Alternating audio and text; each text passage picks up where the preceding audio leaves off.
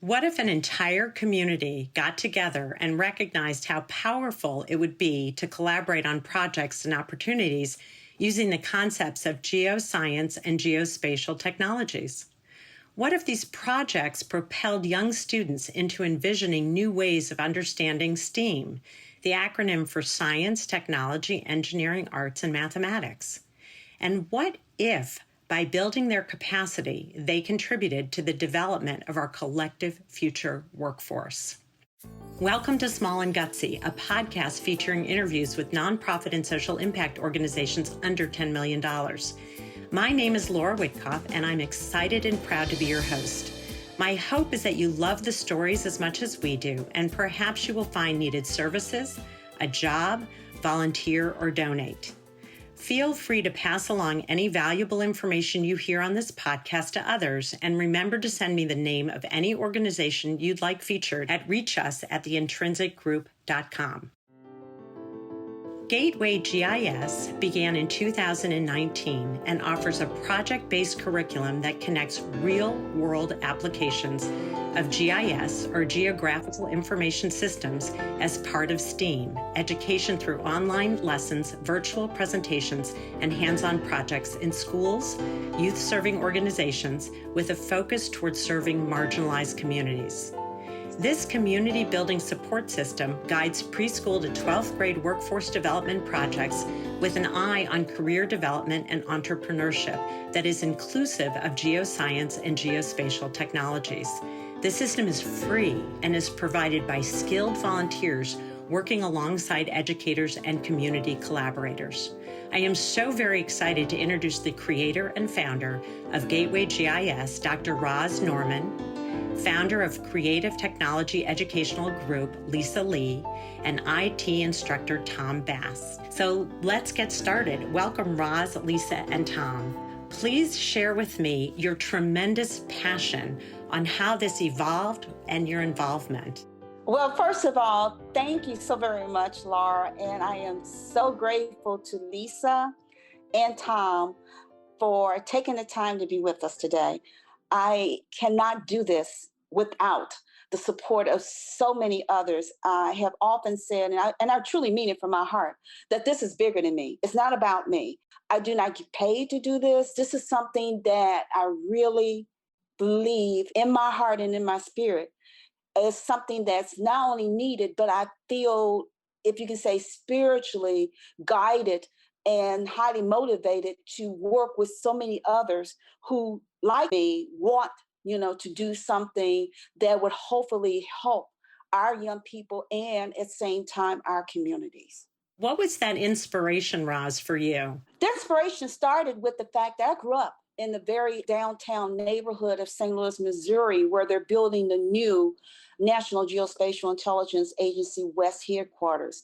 And in that neighborhood, which is referred to as the Jeff Vanderloo neighborhood, at the time when I was growing up there in the 50s and the 60s, it was a neighborhood that grew to become a thriving African-American, really focused effort of renovation. And I was fortunate because I was there, with the person who founded Jeff Vanderloo, Mackler Shepherd, when he started this urban renewal process within our neighborhood.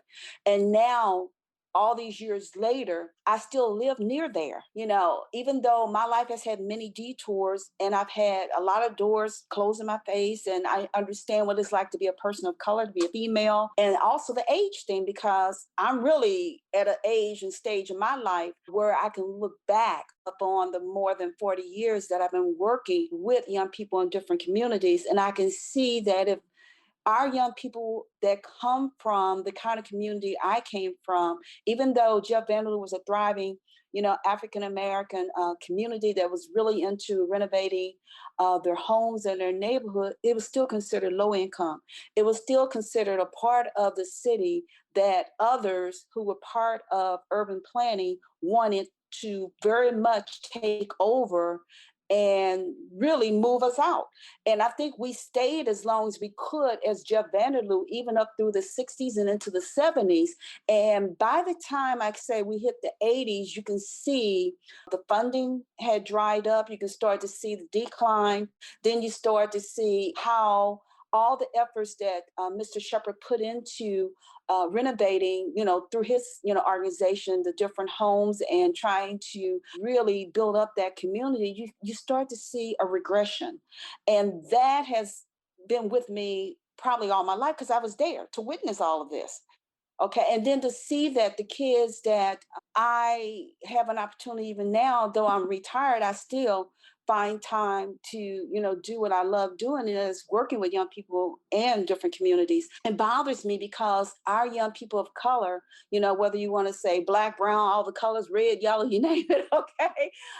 Especially our young people of color who come from a low income background just do not have the resources. And I know, had it not been for a number of people and organizations that I interact with throughout my life would have been much different. And it's the resources that I have found to make the difference in my life and those who I interact with. So what was driving me is the fact that I saw a lot of wasted talent, and a lot of it was based on what, we're now beginning to realize as a part of systemic racism. For sure. For sure. And not having those mentors, opportunities, people who believe in you, and the experience of doing the projects that you've created that bring all those factors together really can boost an individual's belief in themselves and within the context of community. I so appreciate your story, because from your own experience, you drew that inspiration and passion to say, I need to make a difference in this way. Well, thank you. Thank you. And I think when you get a chance to hear how Lisa became involved and her very important role in galvanizing the support of the Boys and Girls Club for St. Louis, then you'll hear also about Lisa, her own company, and Lisa's commitment to her company, as well as her relationship with the Boys and Girls Club. You hear how she too, like-minded, okay, how she became involved. And then you also hear from Tom Bass, who is like my frontline person at Clyde C. Miller Career Academy, where we have our daytime component. I'm excited, and I want them to share how they too saw a connection with what I was trying to do in working with all the different community collaborators as well as the young people. Lisa or Tom, please jump in here. Share your inspiration, as Roz pointed out, and the depth of your engagement and involvement. So my company is named Creative Technology Educational Group. And one of the reasons its name is Creative Technology is because I've been pretty big into technology innovation, technology and art. So I've been in technology and education, in technology, the field of technology, for over 25 years. And I'm a coder, a developer, IT specialist, just everything in tech. So one of the things that really motivated me and inspired me was when we had the Mike Brown riots and the Mike Brown thing happened here in St. Louis. And it made me think, what am I doing hands-on in the community? I know I'm not going to get out there just being honest and march, because I'm not going to do that. I applaud the younger people who did and the older people who did. But I was like, I kind of feel like my generation kind of dropped the ball. It's like my mom's generation, they did a lot with the civil rights. And then we kind of benefited from all that, lived a kind of a cushy life. I went to private schools and, had a different kind of life because of that. But then I looked at the kids who were in high school and in their early 20s, and I'm like, okay, these are the kids of my generation's kids, or now 18, 19. That's what really inspired me. My brother and I have another history in the music industry. We sold millions of records, we got Grammys, and so we wanted to come back and kind of combine technology, business, and art. Boys and Girls Club was a perfect place, inner city, North St. Louis. And so I went there and I started teaching them how to code AI and blockchain, a lot of cryptocurrency and innovation and all of that. Best Buy put millions of dollars into building a tech center, a very high-end tech center at the Boys and Girls Club in St. Louis. And so Roz was there at the opening. Mm-hmm. And so that's where I was introduced to Roz in her program.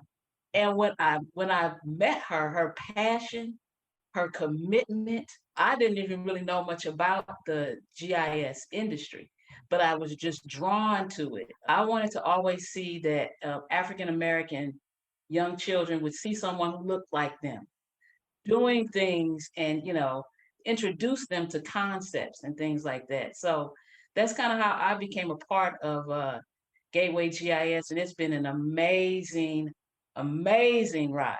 The students in the after school program at Boys and Girls Club, it introduced them to something that they use every day with their phones.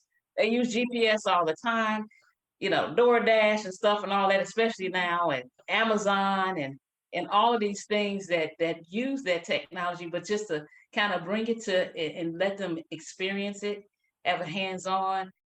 We did a neighborhood banner project in the after-school program with Gateway GIS, and Gateway GIS connected the Boys and Girls Club and the St. Louis Contemporary Art Museum, and the students were able to meet some young graphic artists. Yeah, you're talking about Kevin McCoy. They made banners for each neighborhood. That's fabulous. This is the area where the NGA is building the NGA West. So all of the neighborhoods, which are basically primarily African American neighborhoods, and a lot of these kids are from those neighborhoods or have family in those neighborhoods. I'm hearing great feedback from the kids. They're loving it, and it actually inspired them to want to do some more graphic stuff and some more GIS stuff. So it's been fantastic. It really has been fantastic. You're linking the dots between what they're already using every day and the concepts of, if you have a great innovative idea and can use this technology, you too can participate in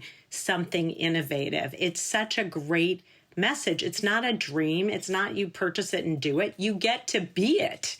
You get to be a creator of it. And that's my main thing with the technology and the coding, and to understand you can create these things. We're not just be a consumer, but you can be an actual creator, and you can innovate. You can think and innovate and create something using this technology. And that's the power of the Gateway GIS program, bringing this to the students. And I can tell you for sure, 100%, because I work hands-on with the kids, it has had a very positive impact on the lives of children. There's no question. I want to get back to that. I want to give Tom a chance to jump in and talk about your passion, your engagement, your involvement from your perspective. Well, I've been very blessed. I think that word continues to come to mind, that the day that I was able to meet Dr. Roz and also have a chance to get to know Lisa Lee, because they're just great people that represent great opportunities for our students to start to understand all the technology that is available to them. And more importantly, how they can be a part of the equation, of the understanding of it. It's humbling to be involved with that, because you really just don't appreciate until the light bulb goes off for them how that's making a difference. And so when I had an opportunity to get involved with Dr. Roz and Lisa, it was an easy answer of, my goodness, yes, I couldn't imagine any other way of doing it. Dr. Roz is a really hard act to follow. She has so much determination, and really you can just tell just in the last few minutes of what she's described. When I was encountering that for the first time, and it really has only been less than a year to two, it was just infectious. Roz probably touched upon one of the major points, at least from my standpoint, is that we're really trying to change the narrative for those students. We want to make sure that they understand that you can make a difference. You are a positive light in what might other be interpreted as something that just is out there. You're not just that, you are making a difference. So when Roz presented that opportunity to me and said, Tom, what do you think about this? I was completely on board. How can we truly positively impact those students and do that now? And so that's where my passion has come from. And as I said, in I guess in a couple different ways, I just feel very blessed to be part of that and to be involved with people like Lisa, because Lisa is a great go-to person for trying to understand, those relationships and things along with that. I just can't speak highly enough of these two individuals. They are great people to work with. What a testimonial, Dr. Roz, for you and for this concept, because you really bring, and I want you to talk a bit about how the program is set up and how these students really get that application learning. But it really is a concept where they get it all, what they're already seeing out in the world that exists, and then bringing it home to affecting change within their spirit of entrepreneurship and their spirit of being on a project team, and then seeing it come to life. So will you all talk a little bit about the nuts and bolts of how projects get started? You mentioned the Banner Project. I think you have a whole host of other projects. And by the way, I just need to mention to our listeners, you all are young. I mean, this is only since 2019, even though the concept might have been the year before that you were working on it, you really just launched this. It'll be 2 years this spring. That's incredible. And you're already seeing an impact. Well, thank you. And I think that just so you can probably get a little bit more of a picture of what we're trying to do. When I think of geoscience and geospatial technologies, and the geospatial technology would include the global positioning system, which is your GPS, that our phones, our satellites, our self-driving cars that they're designing, and even the cars now have. When you think of that, we take it for granted, and we do not really always think of geospatial technologies in that sense of what we think of when we think of science, technology, engineering, arts, and mathematics.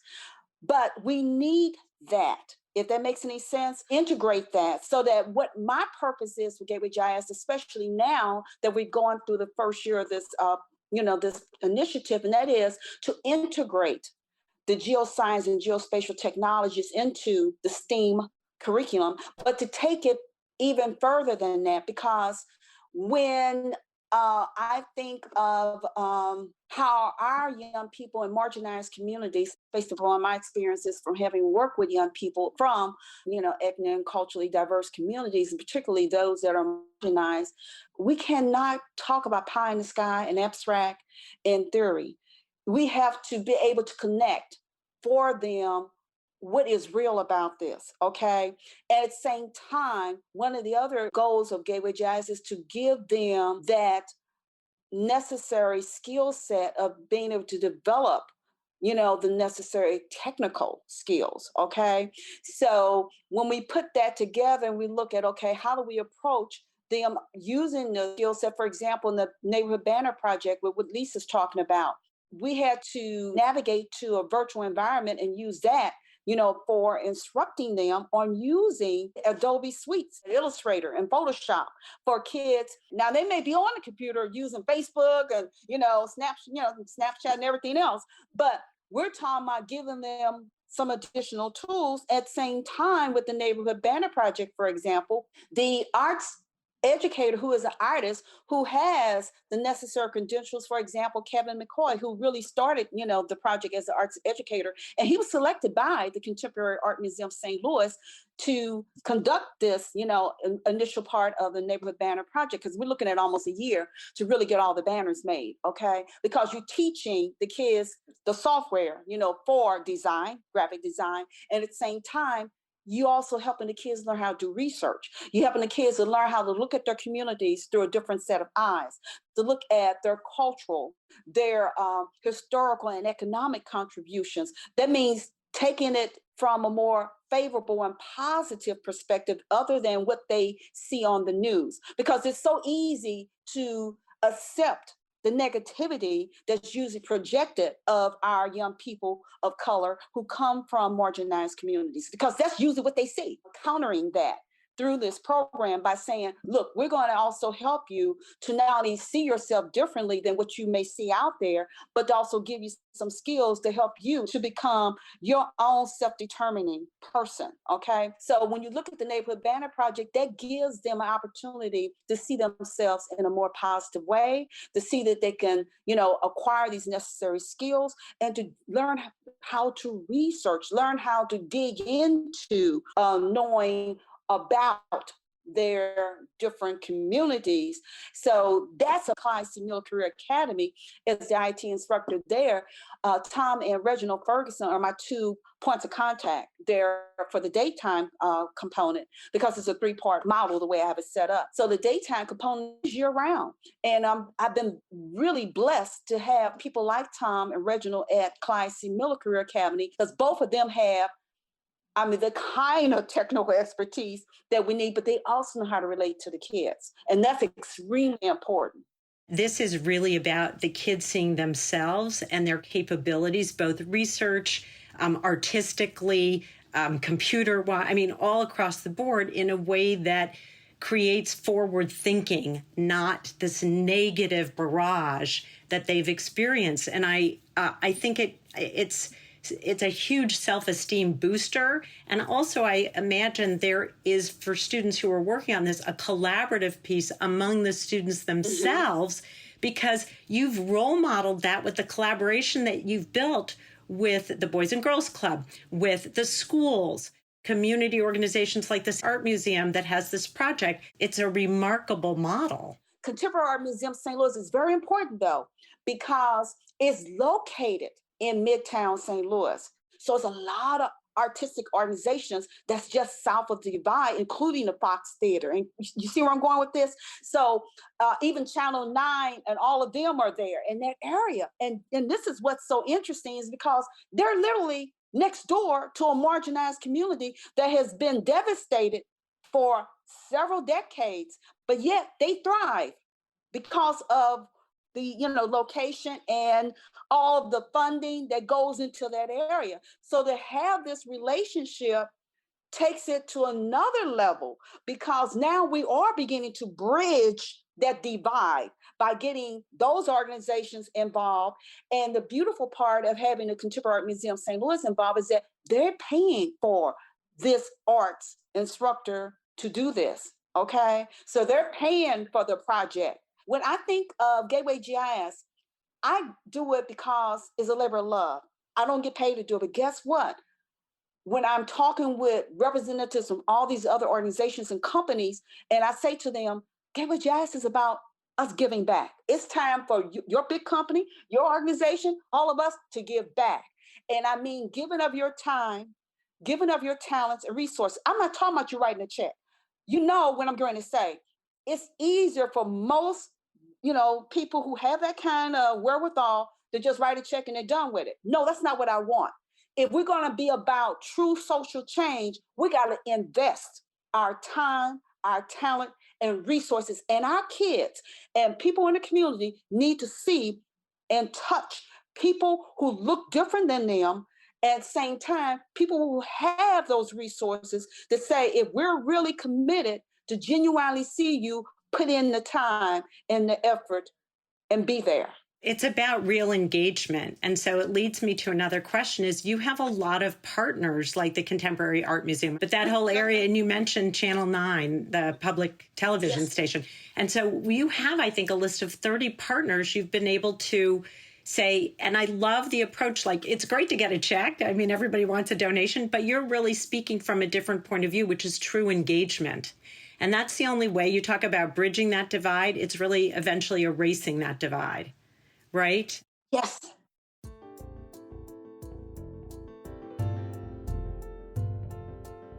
Some of you all mentioned, actually, Tom and Lisa too, the impact that you've seen, like the light bulb going on of students who have participated. So I'd love to hear the impact that you're seeing on students, as well as, a couple other projects you'd like to share.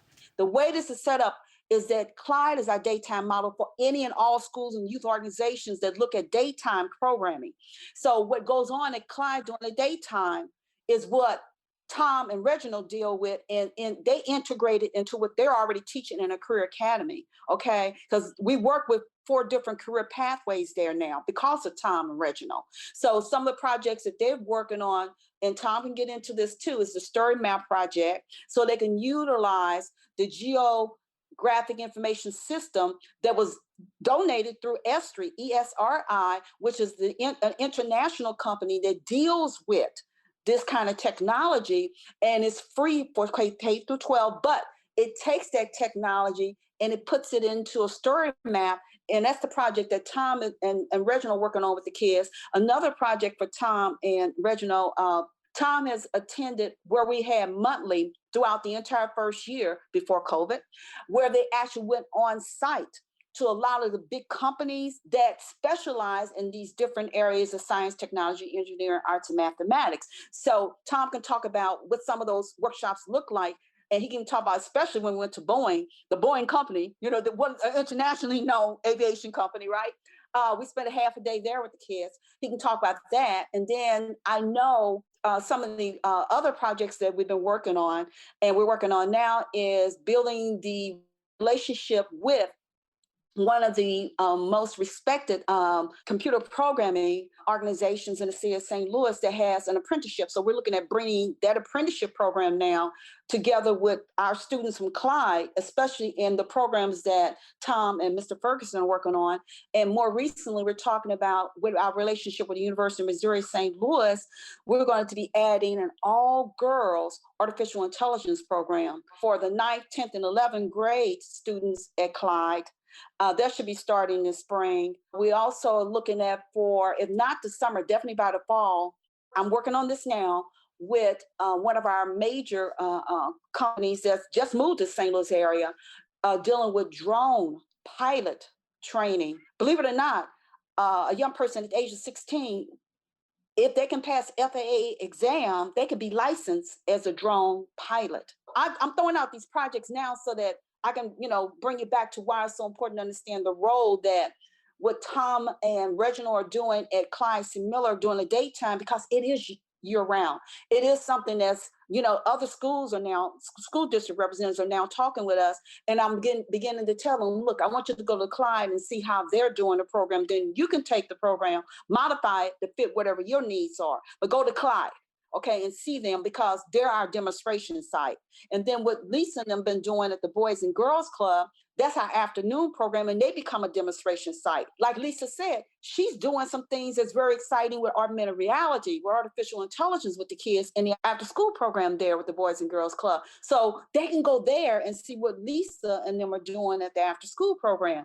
And then on the weekends, we have a relationship with the St. Louis Science Center, nationally recognized, and their Youth Exploring Science program. We just tell people, look, go on the weekend and check out what they're doing with their Youth Exploring Science program. They are already a nationally recognized model. So that brings it full circle, and it brings what I call the best of the best practices together for what we're trying to do with Gateway GIS. So it's up to Lisa now and Tom to talk more specifically about what they are doing, with their, part of the 3-way model. So the daytime is at Clyde, after schools, Boys and Girls Club, and like I said, the weekend Science Center. Okay. So Tom, Lisa. One of the biggest impacts that I think that it's had on the students has been RISE. They had has a internship program with the Clyde C. Miller students. We got one of their students to be an intern. Tom and I worked together. I saw changes with him, the intern. He was a senior in high school, but he came in and he taught different software programs and coding to some of the middle school students. And for them to look up to him as a high school senior, once again, looks like them, he's got his backpack and he's real cool, and they could identify with him, and to see him be so interested in technology, so knowledgeable, and teaching them things. Like, I think they were using a music software, and and creating video games. That I saw it impact several of the students, even when he wasn't there. That I'm just getting like choked up from that, because I see these kids coming from not being interested, throwing a football and basketballs through $1 million technology facility with all these high-end computers and all that. And I'm like, oh my God, you're throwing a football to sitting down, being engaged just from that intern coming in, just from him coming in and saying, hey, and them getting around him. And first, maybe it's two of them or one, and then the next day it's 5, and then the next time it's 15, to see that. And that was all facilitated by Gateway GIS internship program.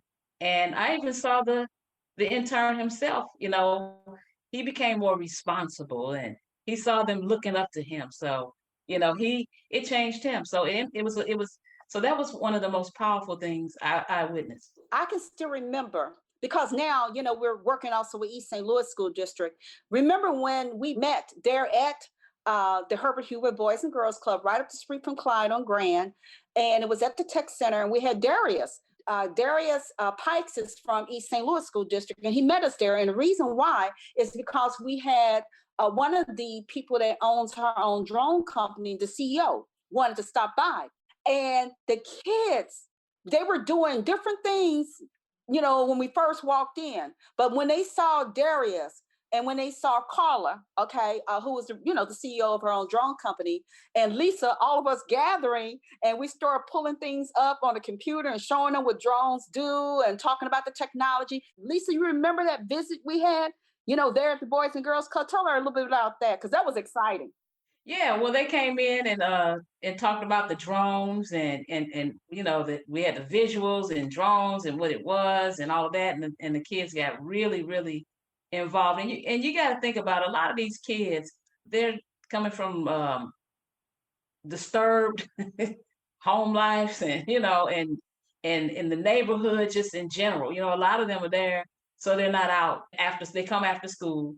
And a lot of them come so they aren't out in the neighborhoods. There's a lot of crime and a lot going on in that particular area. To see them just to sit down and to get interested and to start to pursue. Even after that, I'm there with them. And I'll come in and they'll start talking to me about what was that about those drones and what was that. So I really do see the impact. I really in one-on-one with that. It might be even a kid that they feel like they too cool to say it in front of the other students, but they'll come to me later and say, what was that lady, Dr. Roz, what was she talking about?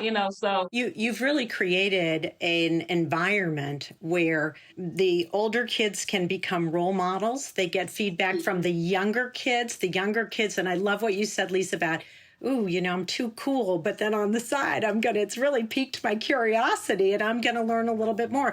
And I also really appreciate that many of these students come from environments where there isn't an opportunity. This may not be celebrated. And if they walk home, maybe they're going to be in a situation of feeling compromised. And you've created spaces for them and shown them that as they grow and develop, particularly at that middle school, that there is a role for them in high school where they can contribute, their people can look up to them, which is what those interns get to experience. So you've covered that whole packaging that I think all of us in society want for our young people in order to really develop a future workforce in a positive way with positive self-imagery. It's wonderfully executed, and you've shared it so beautifully. Now, in my podcast, you all may know, I always have a round of quick and gutsy questions at the end, and they're just for fun.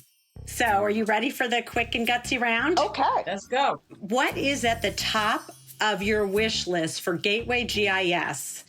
And the answer can't be money or donations. First thing coming to my mind is to deliver on whatever, the projects are that we're putting in place. It's extremely important when you're dealing with young people, when you're dealing with marginalized communities, that you deliver.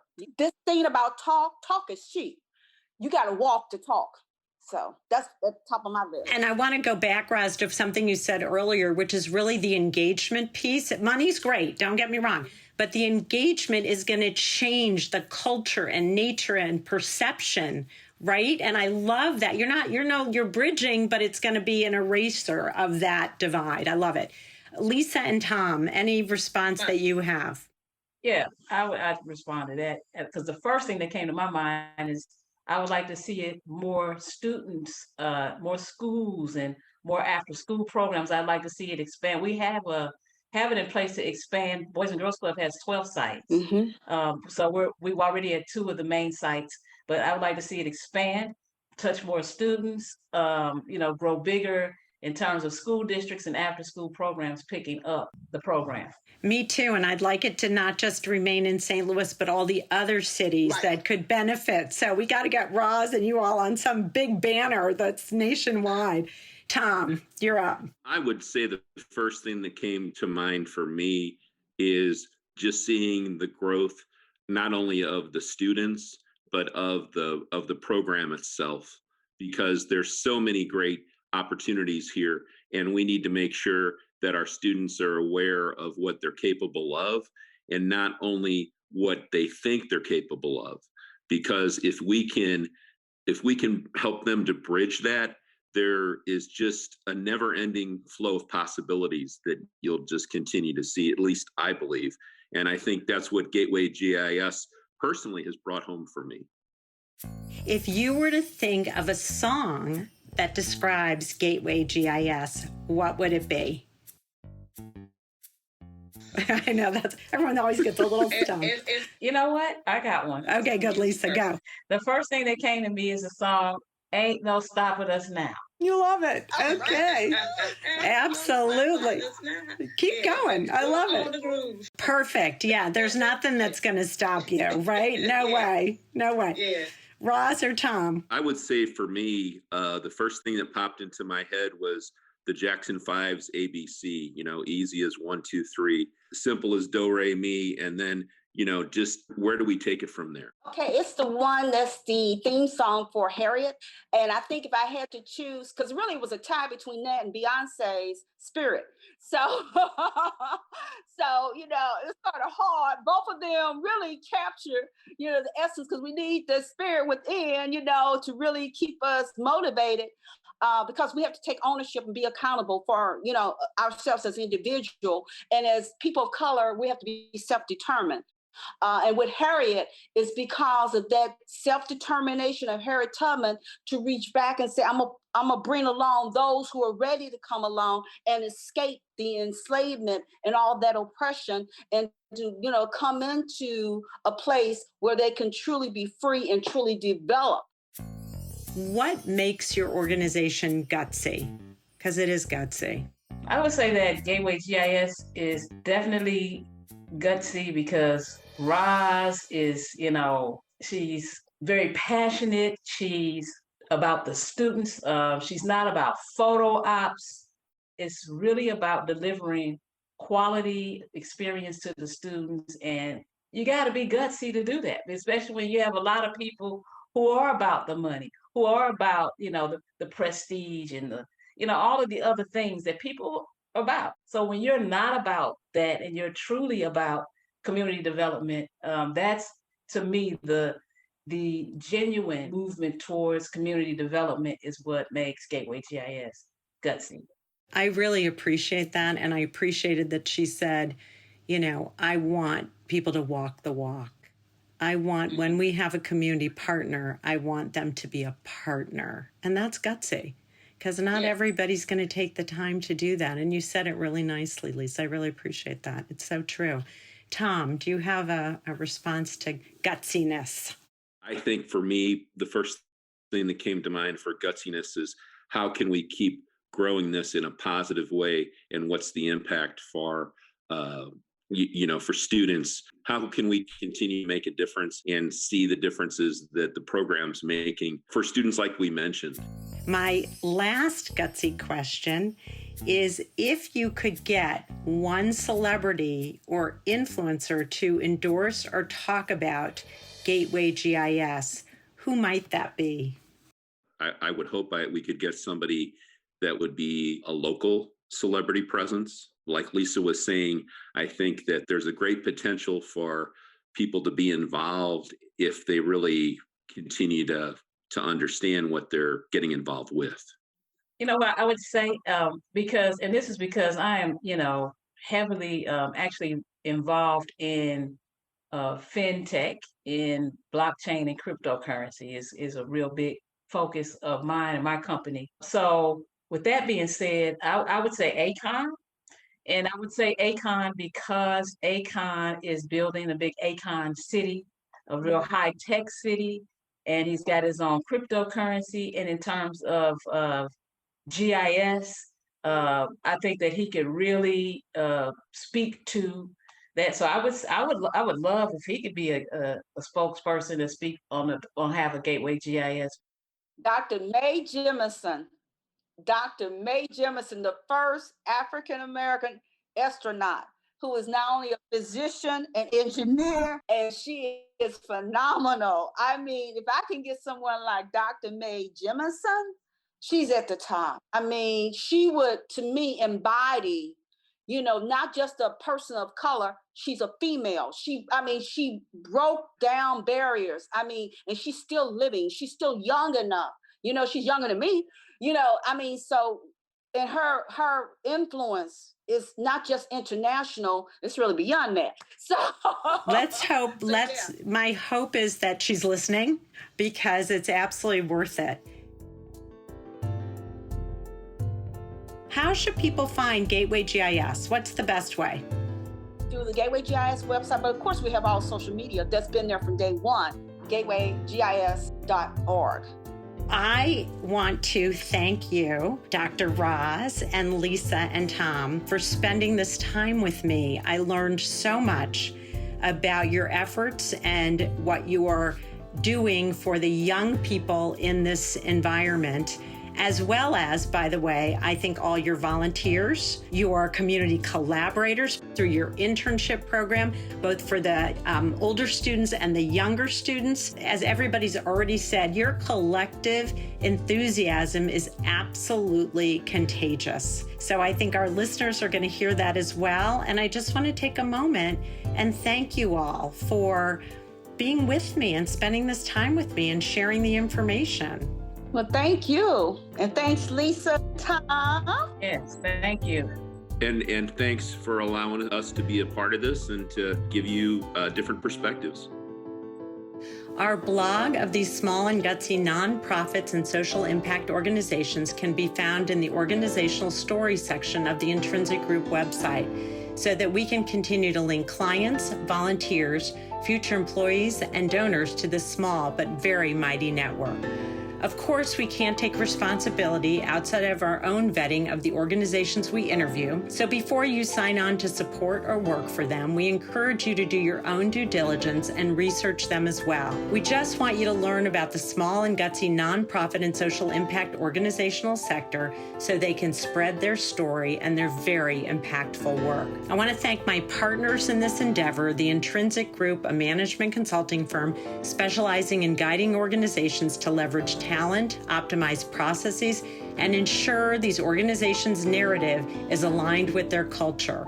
The volunteers, my co-producer, sound engineer, and composer, Pavel Franson, and my graphic designer, Nate Addy, my social work intern extraordinaire, Stephanie Tran. Please check out their bios on the Intrinsic website, and all the folks, friends, and family who have guided and inspired me. And thank you for listening. If you like this podcast, please share it with your friends, give us some stars, and write a review on wherever you listen to podcasts. And if you're interested in sponsoring Small and Gutsy to keep it going, please reach out to me at reachus@theintrinsicgroup.com or buy us a coffee at www.buymeacoffee.com/small and gutsy. So as you all know, we've started since our 10th episode to give shout outs to all of you who are giving a shout out to us. So here we go. Rosie Rohr, a podcast that truly lives up to its name. Really enjoyed the conversation and learning about these small but impactful nonprofits that are creating community and doing so much good. A hopeful, inspiring, and humanizing experience that soothes the soul. Rosier, that warms my heart. Thank you so much. From small and gutsy to big with impact, I'm Laura Witkoff, and thanks for listening.